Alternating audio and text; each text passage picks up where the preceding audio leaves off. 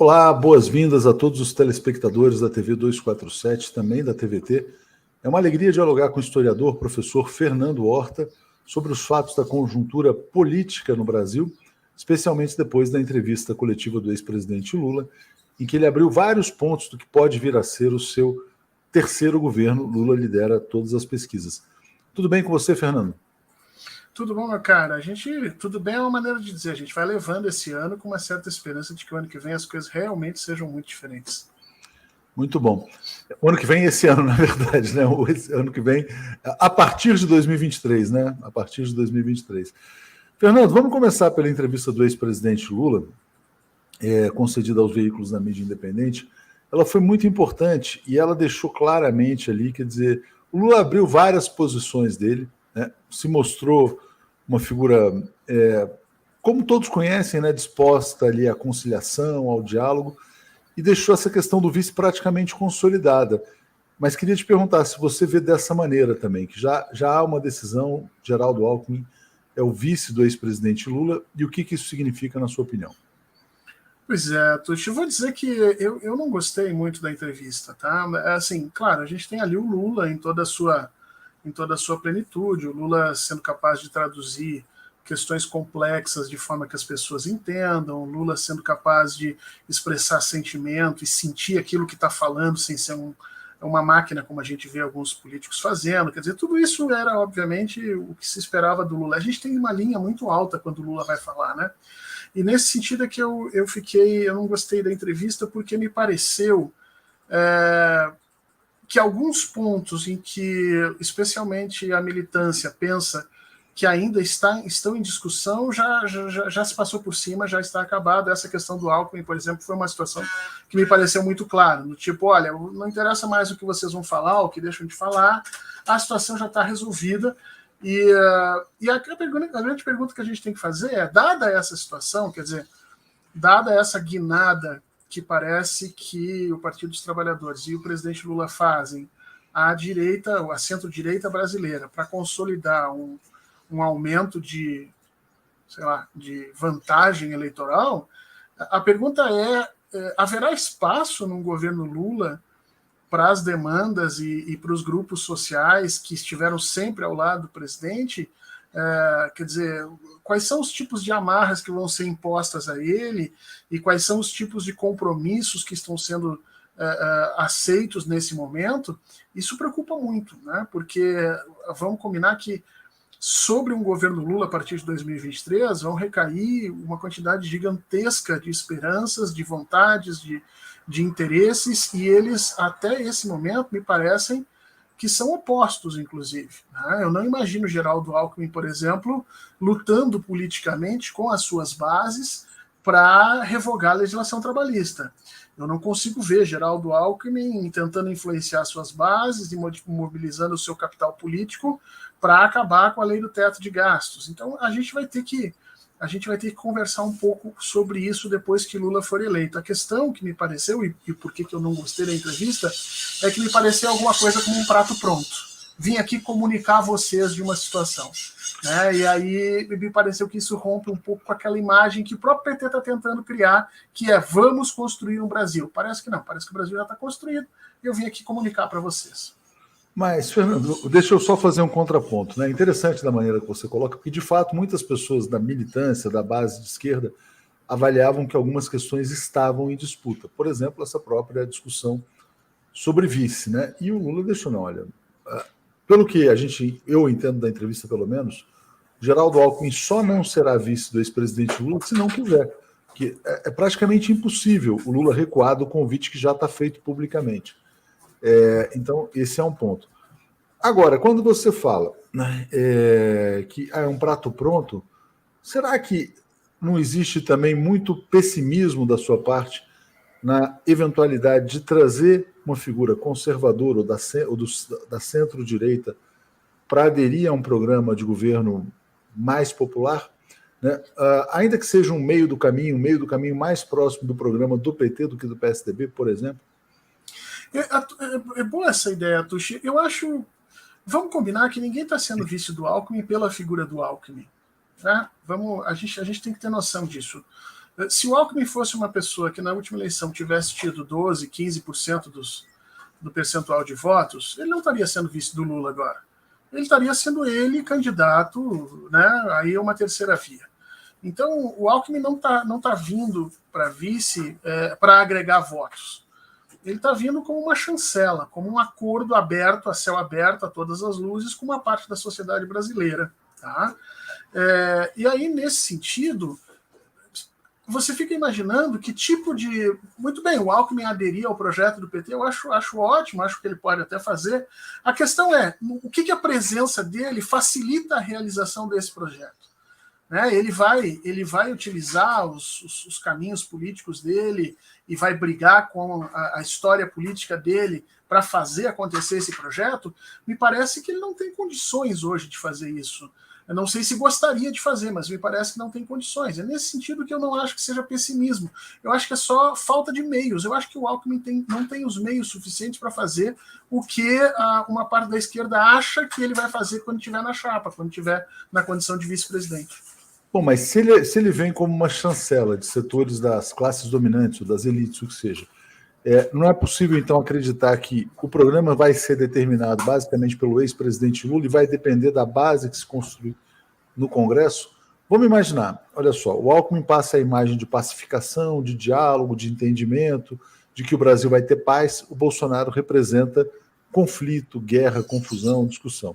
Então a gente sai de um cenário em que o Brasil hoje não enfrenta crescimento, o Brasil está desmoralizado internacionalmente e a possibilidade a qualquer momento de alguma bomba, né? Algum golpe, alguma coisa desse tipo. O Alckmin é o chamado pacato cidadão, é visto do ex-presidente Lula. O Lula sinaliza diálogo, os mercados aplaudem, o dólar cai, a curva de juros cai também. Será que ele não passa esse recado de que, olha, a partir dessa calmaria ou de pacificação vai ser possível reconstruir mecanismos de crescimento e desenvolvimento? Eu não vejo ele como uma questão para determinar o futuro, mas simplesmente como uma travessia eleitoral. Não sei se você entende o meu ponto. Quer dizer, o papel dele é muito mais na eleição em si propriamente do que no que vai ser o governo, né? Esse é um outro problema que a gente vai ter que discutir. Qual é o papel dele? Eu não vejo ele só com papel na eleição. Eu acho que ele tem um papel durante o governo, que é problemático, e um papel na sucessão, que é mais problemático ainda, que a gente pode falar daqui um pouquinho. Mas a questão que nós temos que avaliar é o seguinte: o mercado reagiu bem, juros caíram, a curva de juros cai, o dólar está tudo bem, mas isso diante de um cenário de um arrasa-quarteirão completo, que é a economia sob comando de Jair Bolsonaro. Como é que vai reagir esse mercado nos primeiros 6 meses de governo Lula, tendo um vice como Geraldo Alckmin? Aí é que nós temos que perguntar, e é por isso que eu disse que ele vai ter um papel fundamental durante o governo e um papel mais fundamental ainda na sucessão. Veja, Atushi, acho que nós todos vamos concordar que se o Zé Alencar tivesse acenado com uma possibilidade minimamente semelhante ao que o Temer fez, Lula não tinha sobrevivido, ou pelo menos não tinha sobrevivido facilmente ao mensalão.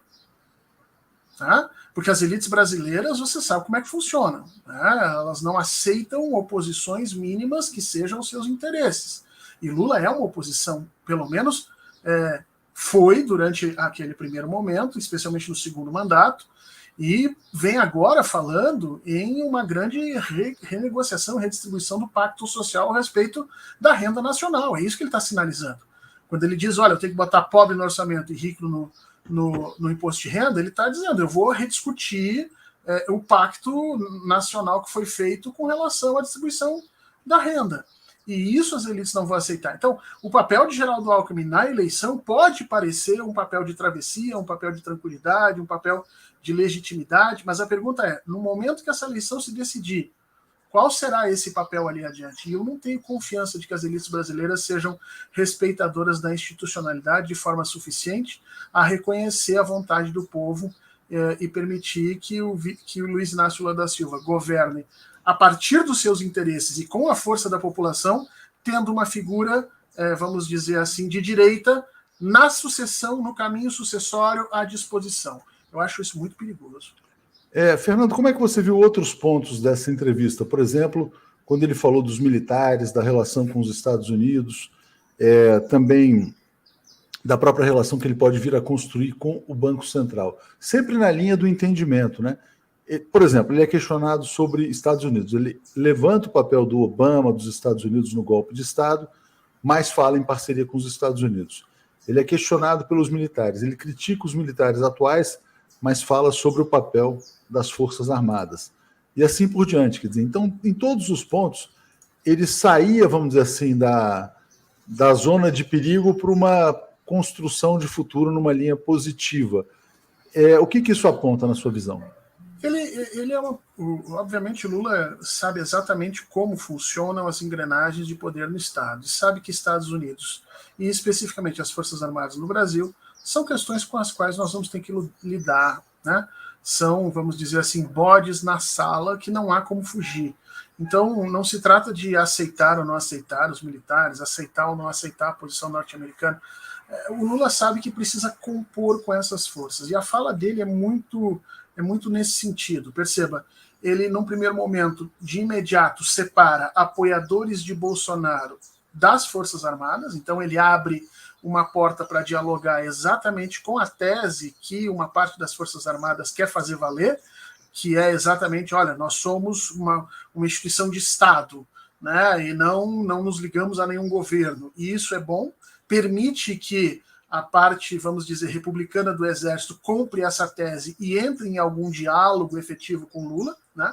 Acho que isso é muito bom, mas, ao mesmo tempo, ele demonstra claramente o seu desapreço pelas figuras efetivas que estão dentro do governo Bolsonaro, e mais, questiona o processo de formação dessas instituições. Então, eu acho que ele abre uma porta importante para o diálogo, e não só abre uma porta, mas ele se ombreia uma parte do discurso dos militares, dizendo, olha, vem conosco, né, tomem esse discurso e vamos construir junto. E a mesma coisa ele faz com os Estados Unidos, quer dizer, não dá para a gente brigar com os Estados Unidos, né? Isso é coisa de DCE.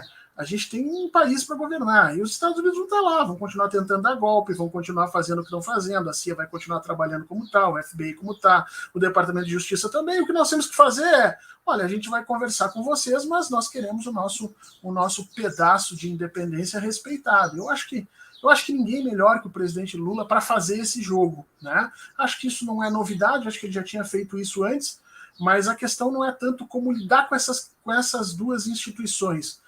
E, no meu entendimento, a questão não é tanto como compor com essas duas instituições, mas como lidar com ela durante o mandato. Vai ser muito mais difícil do que falar, viu, Atush?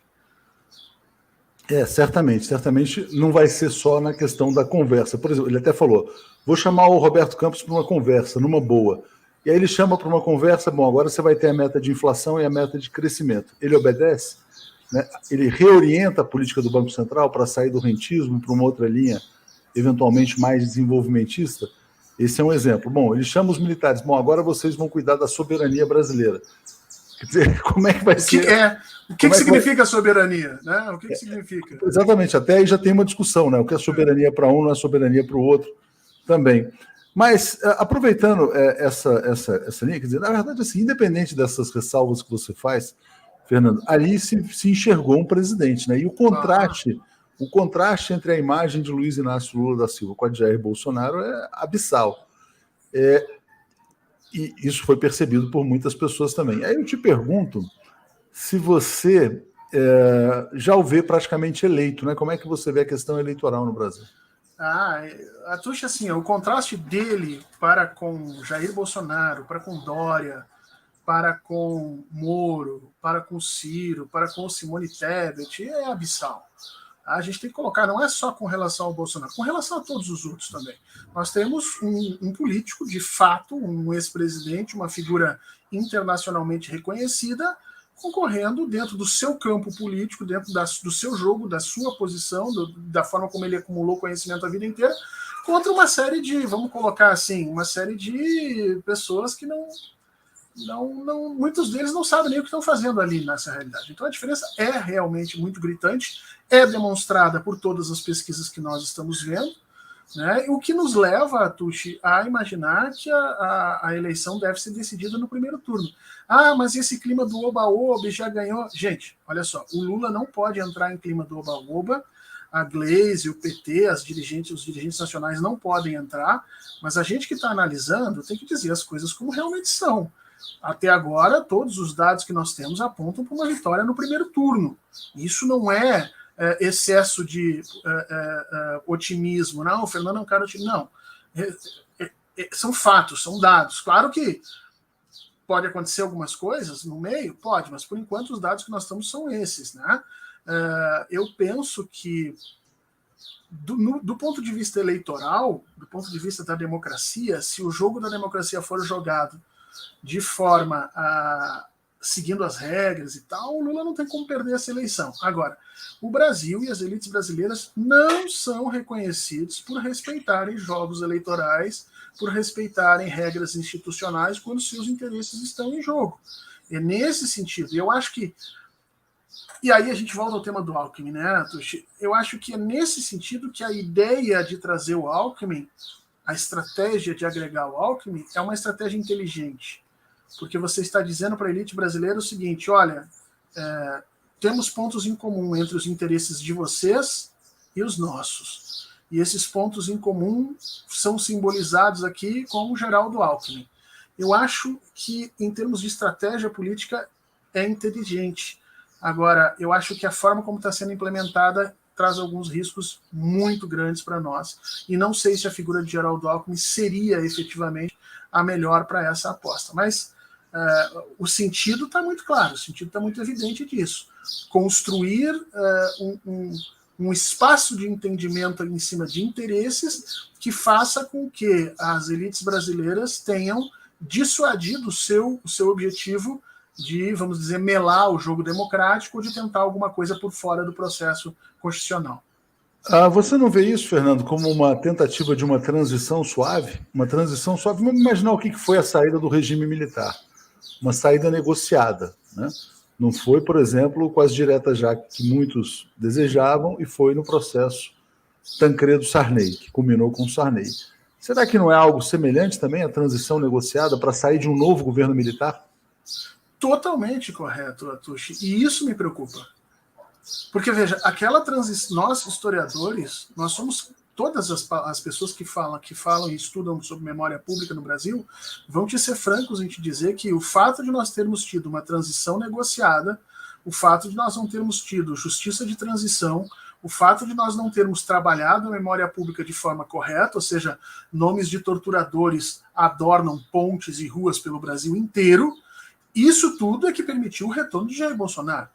Jair Bolsonaro não retornou com o discurso do golpe de 64 e adulando o torturador do nada. Quer dizer, houve exatamente esse espaço de complacência histórica que nós tivemos e por isso permitiu esse retorno deles, o novo golpe em 2016 e esse novo regime militar que nós vivemos com Jair Bolsonaro. Então, a grande questão é, vamos fazer isso de novo? Né? Vamos nos comprometer com uma transição calma, branda. Isso significa, Tuxi, se nós levarmos essa ideia em conta, isso significa que dentro do acordo feito com Geraldo Alckmin, parece estar colocada a ideia de que ninguém no governo Bolsonaro vai ser punido pelos erros que foram cometidos. É isso mesmo? Porque foi isso que foi acertado lá no regime militar. Mas essa é uma questão, porque você está falando de um eventual acordo, né, quer dizer, com o governo Bolsonaro. O Alckmin talvez sinalize um acordo, entre aspas, mais com capital, propriamente, do que com militares. Embora os bolsonaristas, ou o governo Bolsonaro, ou o próprio Bolsonaro, tenham sido um instrumento extremista, né, ao qual o capital recorreu, mas eles podem ser descartados também, de alguma maneira, ou não. Né? Mas eu não vejo isso, quer dizer, como a discussão central. Eu não estou vendo, por exemplo, numa eventual eleição do Lula, uma anistia à família Bolsonaro, por exemplo. Uma anistia aos generais, aos pazuelos da vida. Mas talvez uma sinalização para o que algumas pessoas chamam de mercado, né? Que não é propriamente um mercado, vamos dizer assim, real, né? Mas, enfim, passo para você elaborar a respeito disso. Eu tenho um certo receio com relação a isso. Não existe capital sem efetivamente o seu setor de imposição, o seu setor de domínio das forças da violência, do monopólio da violência do Estado. Não existe capital sem polícia, não existe capital, propriedade privada sem exército. Essas coisas elas não podem ser dissociadas, né? E eu concordo contigo, acho que com relação a Jair Bolsonaro e seu clã, o que a gente está vendo aí é uma corrida maluca em busca do foro privilegiado, por ele, pelos filhos, pelos parentes próximos. Até o Queiroz está tentando se jogar aí como deputado para ter foro privilegiado. A gente sabe que isso vai acontecer, porque a família Bolsonaro não vai ser perdoada. Mas os crimes que foram cometidos no Brasil durante o governo Bolsonaro não se restringem à família Bolsonaro. Eu acho que o Exército acabou entrando demais nesse processo. Muita gente participando. E aí a pergunta vai ser essa: se nós vamos trabalhar com a ideia de uma transição soft, isso significa que parte do acordo de aceitação de um eventual governo Lula significa não disparar os mecanismos legais de indiciamento e de verificação dos crimes que foram cometidos pelas pessoas que estavam dentro do governo hoje. É isso que nós estamos negociando. E se for isso, Atushi, até que ponto nós estamos falando numa democracia? De que adianta ganhar uma eleição se essas coisas estão sendo organizadas ex ante, entendeu? Anteriormente. Então a gente está jogando um jogo em que eles estão deixando a gente jogar até um determinado limite. Claro. Agora, tem um ponto interessante, e eu queria te perguntar qual que seria a transição ideal. E aí eu vou usar como exemplo o que aconteceu na Bolívia. Forte mobilização popular, né? Uma vitória do campo popular, do MAS novamente, e a prisão da política que simboliza o golpismo, que é Jeanine Áñez. Isso seria o caminho ideal, na sua opinião? Mobilização popular, vitória acachapante nas ruas e prisão dos golpistas? Imagino que sim, Leonardo. Até porque, a gente tem que entender o seguinte: nós estamos com um problema muito sério no Brasil, que é a questão do surgimento do fascismo. Esse fascismo, que hoje nós chamamos de bolsonarismo, ele não vai se encerrar com Bolsonaro, ele vai seguir. Então nós precisamos colocar em prática no Brasil um processo de defascistização ou denazistificação, como houve na Europa. E esses processos não são fáceis, e eles precisam de pelo menos 3 vetores aliados trabalhando junto. Quer dizer, nós precisamos de um letramento da nossa população, do que seja política, do que seja democracia, do que sejam direitos. Nós precisamos efetivamente trabalhar a nossa memória pública, tornar consensos as questões sobre 64, tornar consensos as questões sobre o que ocorreu entre 2013 e 2016, gerar um discurso público a respeito disso, mas nós precisamos também mobilizar a questão jurídica e punir efetivamente quem tem que ser punido. Sem isso, nós estamos jogando essa sujeira para baixo do tapete, Atushi. E aí eu vou levantar uma pedra aqui que eu quero que as pessoas pensem. Hoje, nós temos uma figura monumental chamada Luiz Inácio Lula da Silva, que senta em cima desse processo da democracia e a sua força, a sua capacidade interrompem qualquer tipo de discussão que não seja aquela que ele, Lula, permite fazer. Nós temos uma figura desse tamanho, mas e quando essa figura deixar de existir? Se nós não tratarmos as feridas que foram geradas pelo golpe de 2016 e pelos crimes de Jair Bolsonaro e seus governos aqui, como é que nós vamos organizar isso numa eventual continuidade de um governo a partir de 2026? Tem uma questão importantíssima. Tem um gato aí. Deixa eu abrir para ele aqui. Abre para o gato. Gatos são animais muito interessantes. Eles não gostam de portas fechadas nem de janelas fechadas. O gato é um animal muito interessante. É um animal muito interessante que às vezes você abre a porta e ele fica só te olhando, ele não quer entrar. Ele não queria sair, ele só queria que estivesse aberta a possibilidade de, né? O meu entra pela janela e fica exigindo que eu abra a porta do quarto para ele entrar. Daqui a pouco ele faz de novo. Isso que você falou, acho que vale até uma reflexão filosófica a respeito disso. É curioso, né? Porque na verdade é o seguinte, quer dizer, bom, a gente quer isso, mas não necessariamente para que aconteça dessa maneira, só para que exista a possibilidade. Né? Só para que exista a possibilidade de que os golpistas sejam efetivamente punidos, né?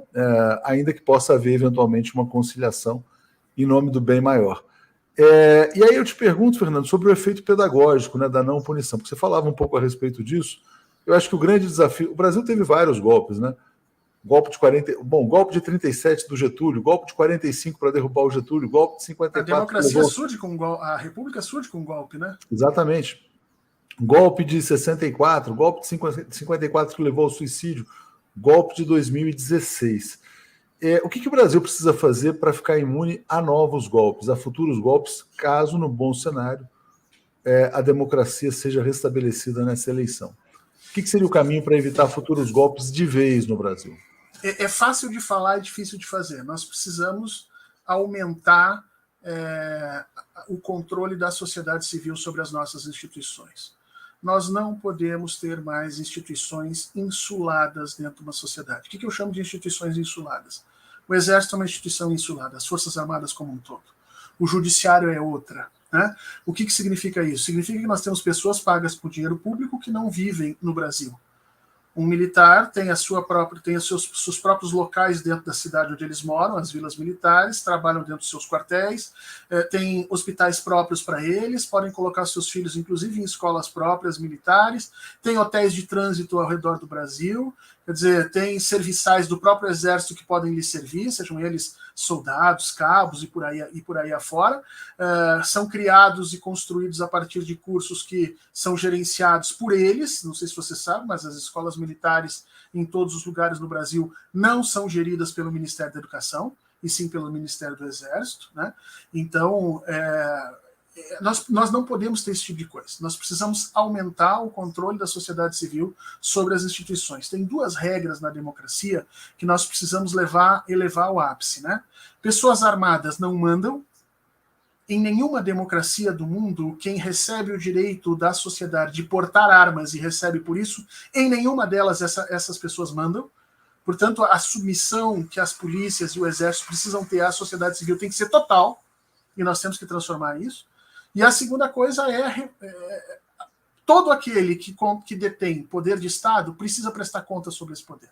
E o judiciário brasileiro, por exemplo, não precisa. Quer dizer, agora saiu esse escândalo aí de membros do Ministério Público no Brasil recebendo R$500 mil em carteira, no olerite, vamos dizer assim, né? Porque supostamente estão ganhando ali honorários. Isso é um escândalo.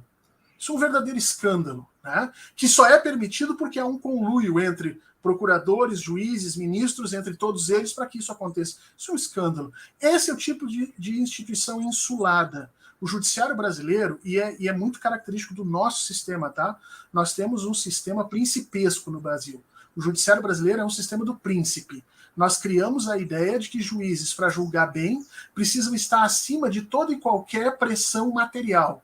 Então ele não pode sentir necessidades financeiras, ele não pode sentir necessidades materiais, ele não pode conviver com as pessoas, e nós criamos um sistema em que essas figuras pairam sobre a nossa sociedade, julgando pessoas... Desculpa, olha só. Julgando pessoas... Deixa eu desligar isso aqui. Julgando pessoas que eles não têm nem... que eles não têm nem condições de julgar, que eles não têm nem... conhecimento suficiente para julgar. O que um juiz que ganha 30, 40, 50 mil reais tem condições de saber sobre uma mãe que roubou margarina e pão para dar comida para os filhos? Que tipo de julgamento é esse? Então, nós precisamos parar com esse tipo de situação. É porque nós construímos instituições insuladas, instituições sobre as quais a população não tem nenhum tipo de controle, que nós ficamos levando golpes em looping, como você bem demonstrou aí na história do Brasil. Sobre golpes, né? Você, Fernando, você fez um alerta muito importante sobre o 7 de setembro do ano passado, foi o golpe fracassado do Jair Bolsonaro. Mas o simples fato de ter havido a tentativa de golpe já é algo gravíssimo. Bolsonaro se reuniu com Temer, fizeram cartinha de amor, juras de amor para o STF, e Bolsonaro foi resistindo. Como é que você vê o bolsonarismo atuando nesse ano decisivo de 2022? Principalmente se a derrota for inescapável. A gente já pode ver os primeiros resultados do bolsonarismo em 2022. Quer dizer, nessa semana nós estamos vendo brigas homéricas aí entre os Bolsonaros e os Weintraub, entre Mário Frias e daqui a pouco vai entrar o Olavo de Carvalho também nessa história. Ou seja, o que está acontecendo ali? As pessoas têm que saber ler isso, tá? O bolsonarismo está se livrando do peso extra. Tá? É isso que as pessoas têm que entender. O bolsonarismo é um navio afundando. E quando o navio está afundando, a primeira coisa que os capitães fazem é, olha, tira todo o peso que for extra em cima para a gente ter mais tempo de sobrevivência. Então o que o bolsonarismo está fazendo?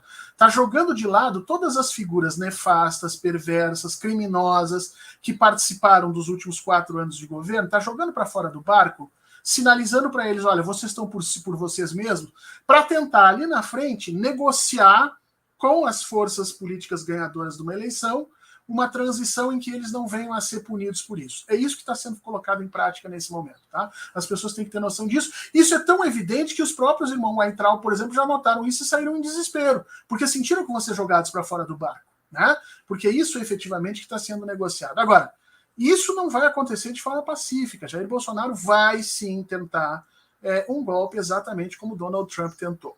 Tá? E ele tem 2 momentos para fazer isso no Brasil. Ele tem o 31 de março aqui, que é uma efeméride que os militares gostam, e ele tem um 7 de setembro de novo. E ele vai tentar, efetivamente, nesses momentos, fazer uma situação à la Trump. E eu não acho que vai ser bem sucedida, tá? Eu não acho que ele não tem força política mais para fazer, mas isso não impede ele de tentar, e ao tentar, vamos dizer assim, erodir ainda mais as instituições brasileiras. Porque, como diz um grande amigo meu, né, a prova de que as instituições brasileiras não estão funcionando é que Jair Bolsonaro ainda é presidente.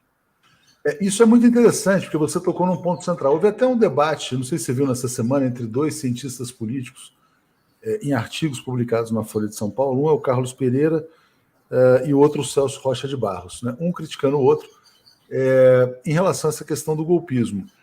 A crítica do Celso ao Pereira era no sentido de que ele minimizava a ameaça fascista do Bolsonaro. E o Pereira dizia o seguinte, não, na verdade não é que eu minimize, ele é um fascista, tal, mas as instituições são mais fortes. Mas você tocou no ponto central.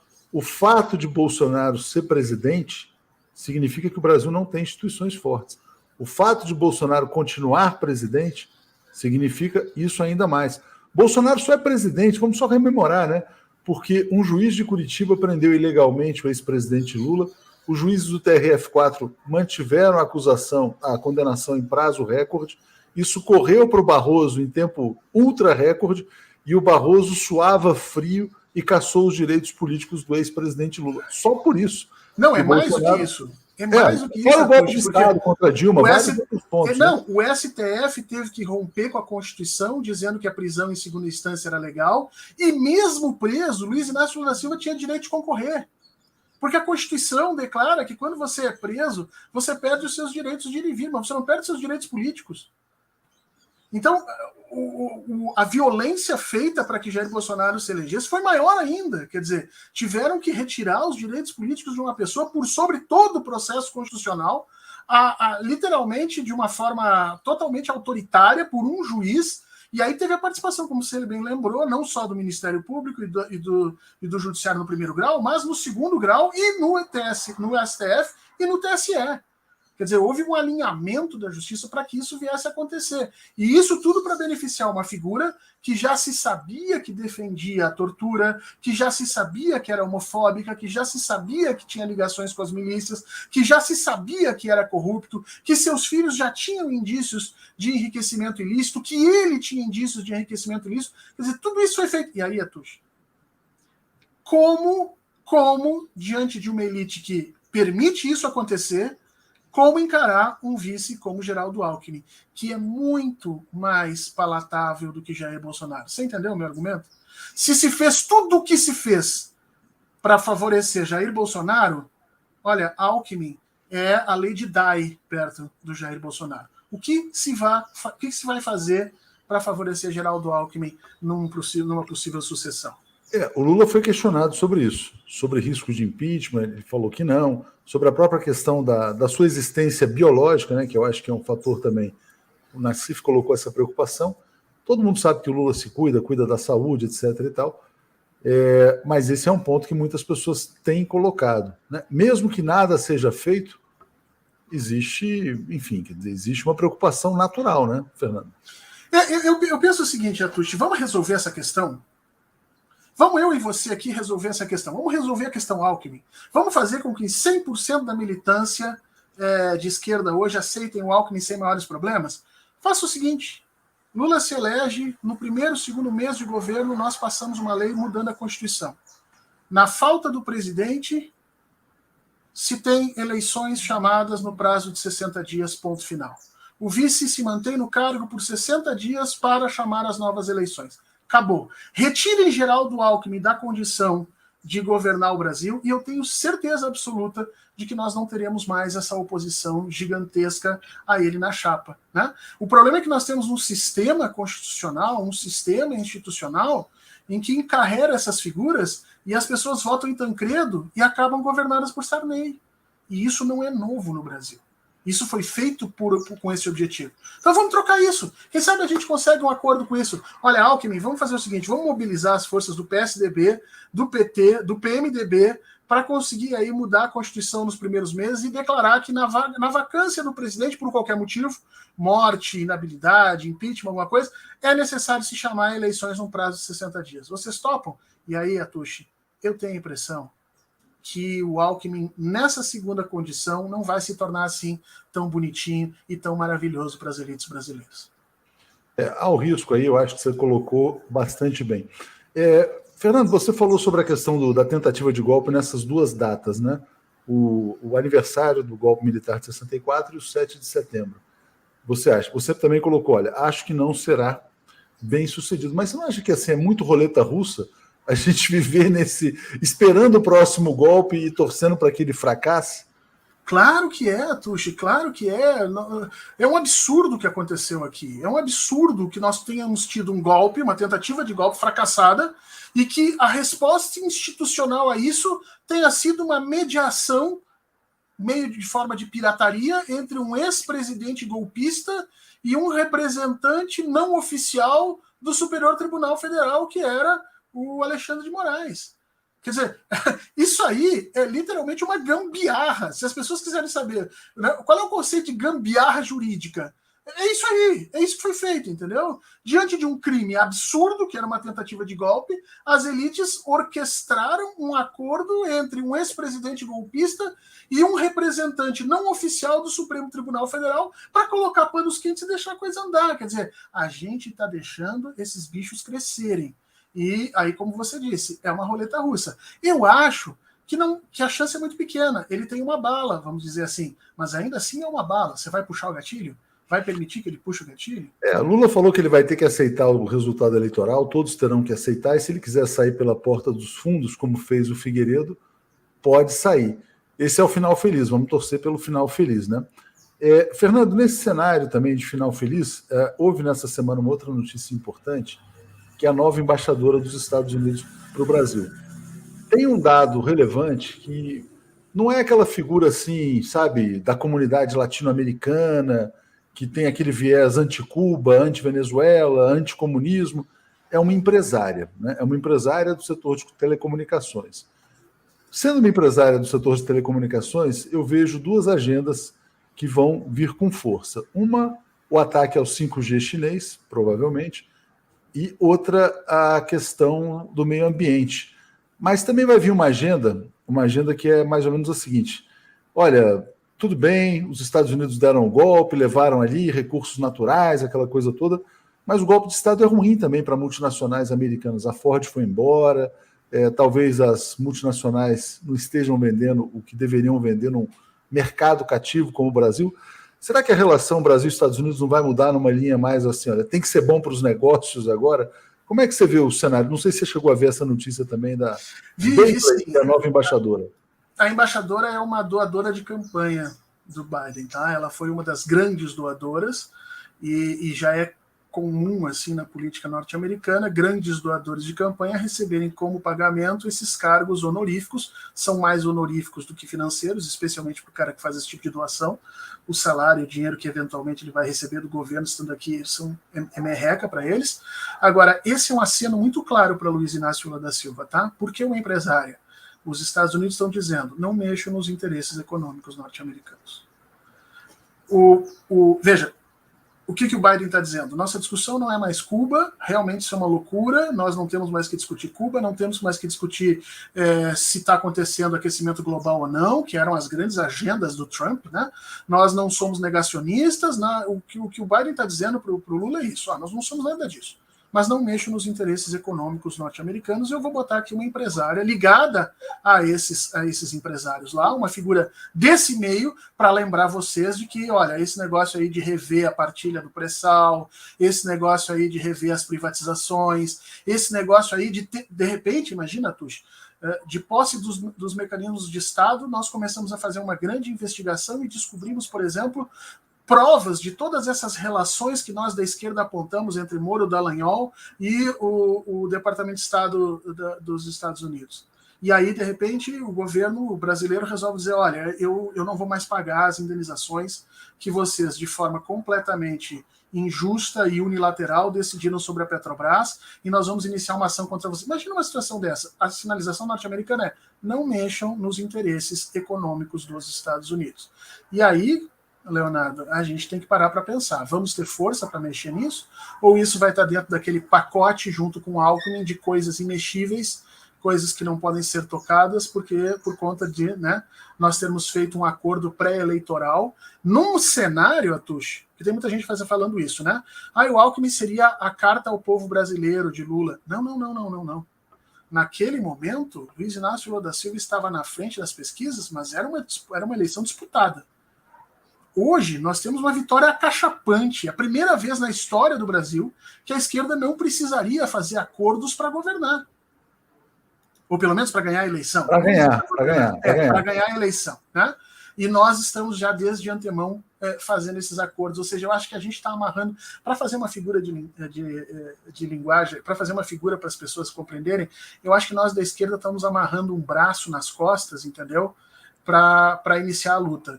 De forma unilateral, nós amarramos o nosso próprio braço nas costas para começar uma luta. Eu acho que a gente está se enfraquecendo. Passa a impressão, talvez, de que politicamente o Lula não queira tensionar, né, de que ele queira vencer, mas, ao mesmo tempo, aí eu queria entrar nesse ponto, ele faz sinalizações na economia, né, de que vai mexer na reforma trabalhista, de que vai mexer na questão da Petrobras, da política de preços. Então, assim, quer dizer, é como se fosse um cabo de guerra, né, quer dizer, um puxa de um lado, outro puxa de outro. Como é que você vê, por exemplo, esse tensionamento na área econômica? Na realidade, esse tensionamento na área econômica vai ser resolvido de forma técnica, viu, Atush? Eu acho que a economia em si não vai ser problema, tá? Por que eu estou dizendo isso? Porque há um consenso entre os economistas que compreendem a literatura da economia do século XXI, tá? Sejam eles mais à direita, sejam eles mais à esquerda, de que o Estado tem que voltar à sua função de indutora de desenvolvimento, ponto. Ora, isso foi feito pelo Biden nos Estados Unidos, com um pacote bilionário de investimento logo nas primeiras semanas de governo. Isso está sendo feito na Europa. Quer dizer, é simplesmente você parar de ideologizar o processo econômico que nós vamos voltar a crescer. Isso que eu quero que as pessoas entendam. Nós paramos de crescer, não foi porque o Brasil tecnicamente teve problemas. Não, é porque entrou uma criatura da década de 50, no meio da Guerra Fria, que não sabe manejar sequer as mínimas ferramentas de macroeconomia, com o objetivo de alavancar um processo de concentração de renda brutal. E foi o que ele fez. A questão da economia vai voltar para o lugar tranquilamente ali. Vai haver um acordo, porque esse acordo já existe na própria academia. O Estado precisa ser indutor de desenvolvimento quando e sempre que a iniciativa privada, por qualquer tipo de razão, não tenha condições de fazê-lo. Não tem como resolver isso. Basta que se deixe os mecanismos funcionarem e a economia vai para os eixos. No Brasil, não tenho dúvida disso. Certamente, certamente. E o que a gente viveu foi um processo de destruição econômica que já está evidenciado, né, nos números. Já são 5, 6 anos de golpe de Estado, o Brasil já caiu da terceira posição como mercado mais relevante para a 10ª posição.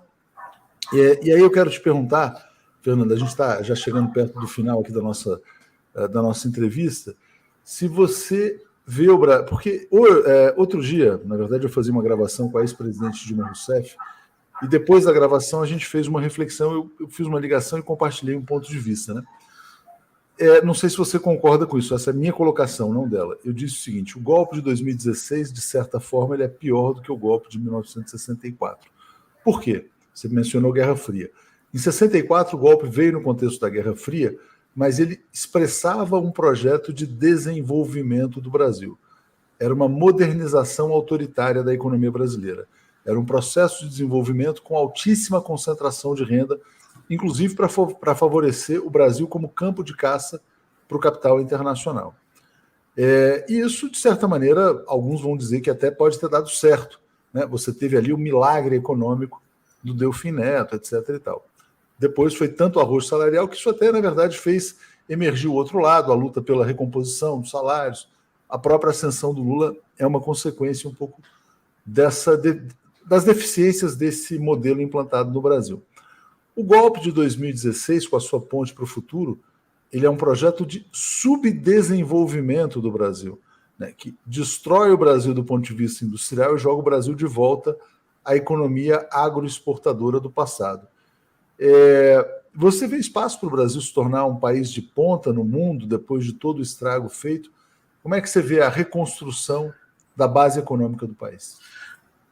Ontem, Atush, saiu um dado, provavelmente não é de ontem, mas enfim, as fortunas das 10 maiores famílias, ou melhor, as famílias com as 10 maiores fortunas no Brasil, né? Saiu pela Forbes, se não me engano.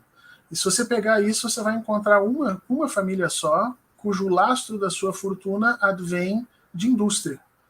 O resto tudo é agronegócio, setor financeiro ou terceiro setor, como Magazine Luiza, que não produz nada, só compra e vende, né? Isso demonstra um pouco o buraco que nós estamos, né? Nós viramos um grande fazendão, governados por banqueiros e vendedores de cacarecos, porque é isso que o Brasil se tornou, nós não produzimos mais nada. É possível transformar essa matriz? Acho que é, mas não da forma como esses neodesenvolvimentistas estão pensando em fazer. Tá? Tem muita gente pensando o plano econômico brasileiro num processo de retomada industrial a lá o que vivemos, vamos dizer assim, lá na década de 50. Tá? Então, não, vamos começar de... Não. Ou nós caminhamos para fazer para fechar esse gap com as grandes economias, isso significa que nós vamos ter que pensar e inovar na nossa matriz energética, inovar na nossa forma de produção, na nossa ciência e tecnologia, ou esse caminho de neodesenvolvimentismo em que nós vamos investir de novo num mercado interno para provocar demanda, abrir caminhos para que as nossas burguesias voltem a tornar industrializadas. Quer dizer, nós vamos refazer o caminho do século XX, enquanto o mundo inteiro já está trabalhando com 5G, já está trabalhando com a internet das coisas, já está trabalhando com inteligência artificial, já está construindo pontes para essa digitalização do mundo. Nós vamos nos reindustrializar aos moldes do século XX, quer dizer, nós vamos gastar esforço, energia e tempo para ficarmos no passado. É isso? Eu tenho muito medo disso. Eu acho que a única forma de repor ou de reconstruir, de recolocar o Brasil numa condição minimamente importante em termos de economia mundial é exatamente fazer uma dupla revolução no Brasil. Nós vamos tentar fechar esses gaps industriais que nós temos, mas, acima de tudo, investir em tecnologia de ponta.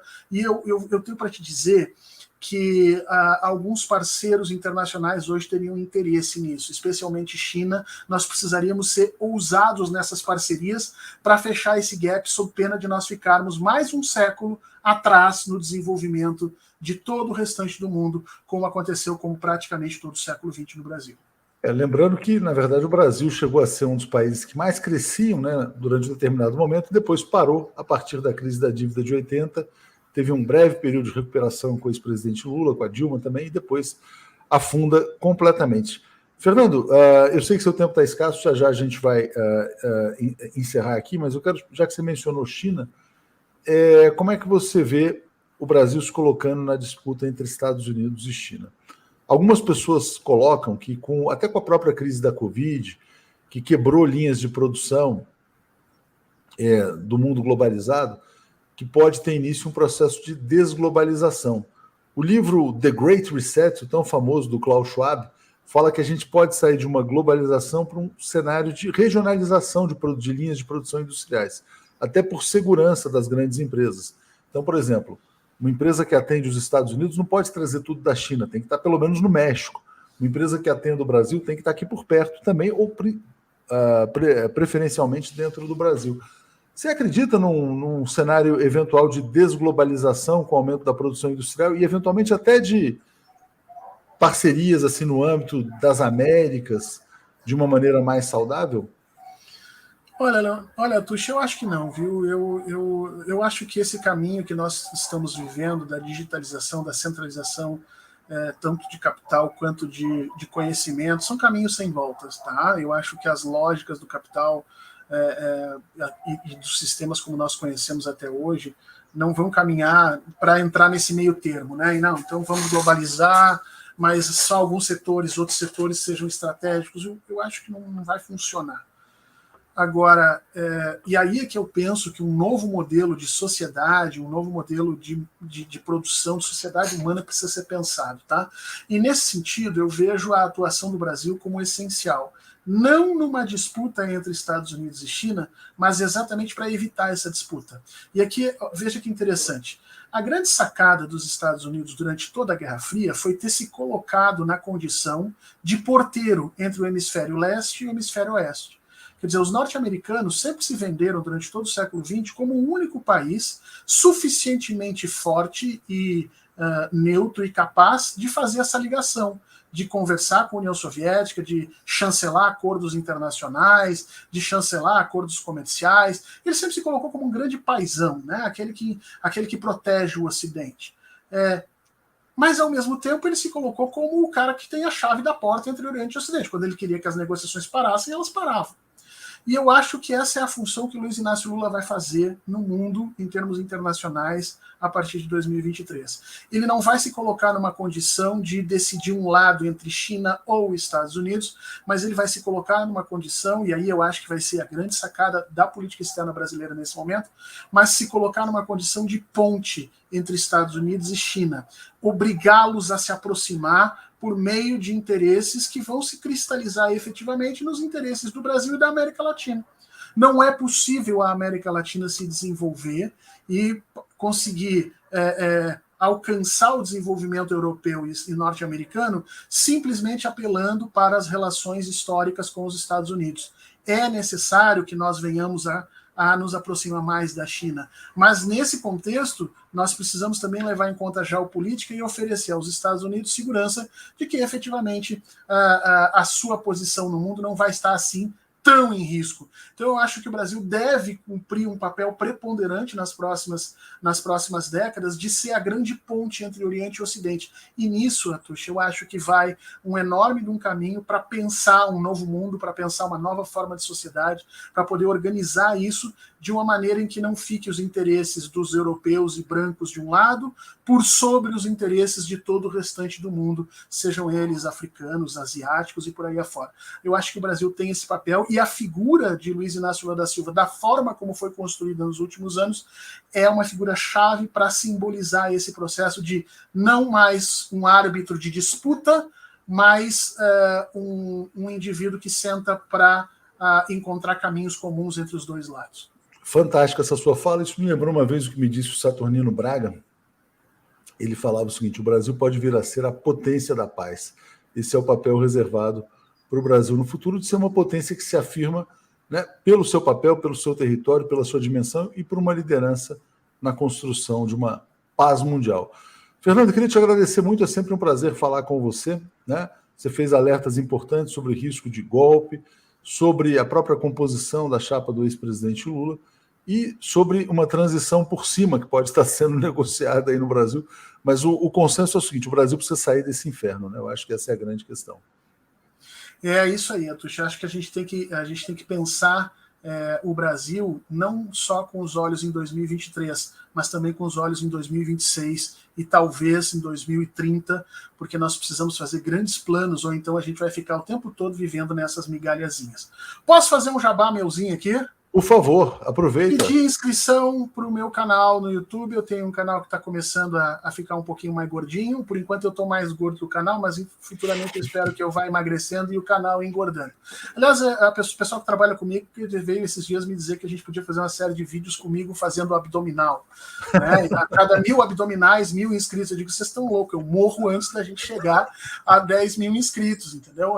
Mas, enfim, no YouTube você procura lá canal Fernando Horta. Se você você puder, se inscreva. Nós temos uma série de vídeos, tem lives toda semana, estamos produzindo algum conteúdo, e é interessante mais um canal que venha se juntar a essa nossa tão fantástica blogosfera, que nem a gente está dizendo, Atush, porque certamente você, o Nassif, a Fórum do Rovai, todo mundo teve um papel preponderante nos últimos anos para que a gente pudesse chegar em 2022 com esperança. Porque vamos lembrar que há um ano e meio atrás, não existia essa esperança. Nós estávamos praticamente acachapantemente derrotados. Então, esse é o meu pedido aí. Se você puder se inscrever, agradeço demais. Obrigado, Fernando. Grande abraço e muito obrigado a todos que nos acompanharam aqui. Valeu, até a próxima.